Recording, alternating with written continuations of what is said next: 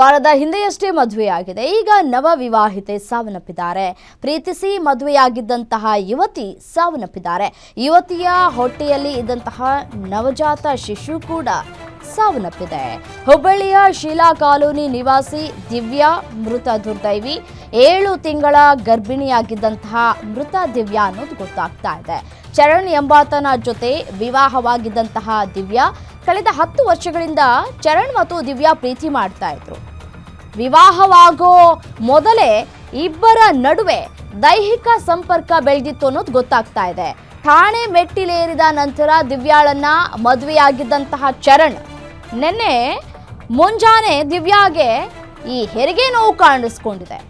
ಆದರೆ ತಾಯಿ ಹೊಟ್ಟೆಯಲ್ಲಿಯೇ ಈ ಹೆಣ್ಣು ಕೂಸು ಮೃತಪಟ್ಟಿತ್ತು ಅನ್ನೋದು ಗೊತ್ತಾಗ್ತಾ ಇದೆ.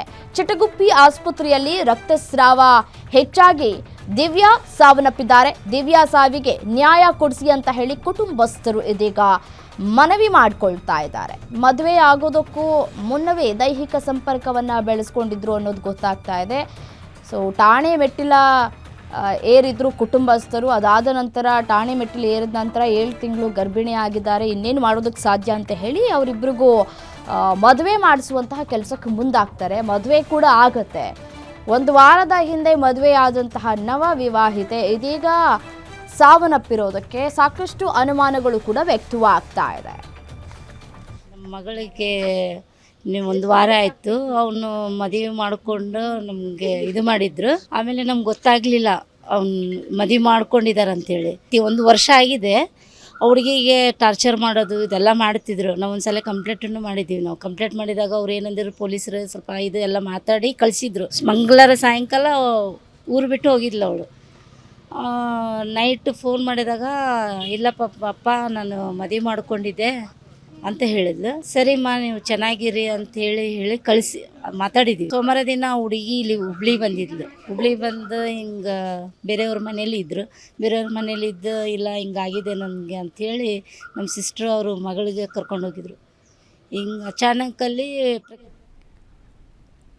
ಇನ್ನು ಇದೇ ವಿಚಾರಕ್ಕೆ ಸಂಬಂಧಪಟ್ಟಂತೆ ಮತ್ತಷ್ಟು ಮಾಹಿತಿಯನ್ನು ನೀಡ್ತಾ ಹೋಗ್ತಾರೆ ನಮ್ಮ ಪ್ರತಿನಿಧಿ ಮಲ್ಲಿಕ್ ದೂರವಾಣಿ ಸಂಪರ್ಕದಲ್ಲಿದ್ದಾರೆ. ಮಲ್ಲಿಕ್, ಕಳೆದ ವಾರವಷ್ಟೇ ಅವರು ಮದುವೆ ಆಗಿರ್ತಾರೆ. ಇದೀಗ ಸಡನ್ ಆಗಿ ಸಾವನ್ನಪ್ಪೋದಕ್ಕೆ ಕಾರಣ ಏನು, ಮತ್ತೆ ಹೊಟ್ಟೆಯಲ್ಲಿ ಇದ್ದಂತಹ ಹೆಣ್ಣು ಕೂಸು ಕೂಡ ಸಾವನ್ನಪ್ಪೋದಕ್ಕೆ ಕಾರಣ ಏನು ಅಂತ ಹೇಳಿ ಇದೀಗ ಕುಟುಂಬಸ್ಥರು ಏನು ಆಗ್ರಹಿಸ್ತಾ ಇದ್ದಾರೆ ಅಂತ ಹೇಳಿ. ಎಸ್ ರಮೇನು, ಹುಬ್ಬಳ್ಳಿಯ ಬೆಡ್ಡಿಗೇರಿ ಪೊಲೀಸ್ ಠಾಣಾ ವ್ಯಾಪ್ತಿಯಲ್ಲಿ ಘಟನೆ ನಡೆದಿರ್ತಕ್ಕಂಥದ್ದು. ಕಳೆದ 8 ದಿನಗಳ ಹಿಂದೆ ಅಷ್ಟೇ ಯುವಕ ಏನಿದ್ದಾನೆ ಚರಣ್, ಈತ ದಿವ್ಯಾ ಅನ್ನುವ ಯುವತಿಯನ್ನ ಮದುವೆ ಆಗಿದ್ದ. ಮದುವೆಗೂ ಮುಂಚೆನೆ ಯುವತಿ ಗರ್ಭಿಣಿ ಆಗಿದ್ದು ಅನ್ನುವ ಮಾಹಿತಿ ಇದೀಗ ಲಭ್ಯವಾಗಿರುವಂತದ್ದು.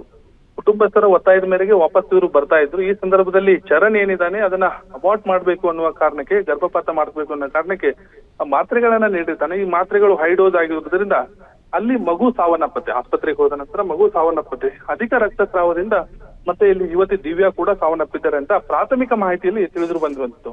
ಮತ್ತು ವಿವಾಹಕ್ಕೂ ಮೊದಲೇ ಇವರು ಸಂಬಂಧನ ಹೊಂದಿದ್ದು ಮತ್ತು ಪರಸ್ಪರ ಪ್ರೀತಿಸ್ತಾ ಇದ್ರು ಅನ್ನುವ ಮಾಹಿತಿ ಕೂಡ ಲಭ್ಯವಾಗಿರುವುದು. ಸದ್ಯ ಬೆಂಡಿಗೇರಿ ಪೊಲೀಸ್ ಠಾಣಾ ವ್ಯಾಪ್ತಿಯಲ್ಲಿ ಒಂದು ಪ್ರಕರಣ ದಾಖಲಾಗಿದೆ. ಕುಟುಂಬಸ್ಥರು ನ್ಯಾಯಕ್ಕಾಗಿ ಆಗ್ರಹ ಮಾಡ್ತಾ ಇದ್ದಾರೆ. ರಮ್ಯಾ, ಓಕೆ, ಥ್ಯಾಂಕ್ ಯು ತಮ್ಮ ಮಾಹಿತಿಗಾಗಿ.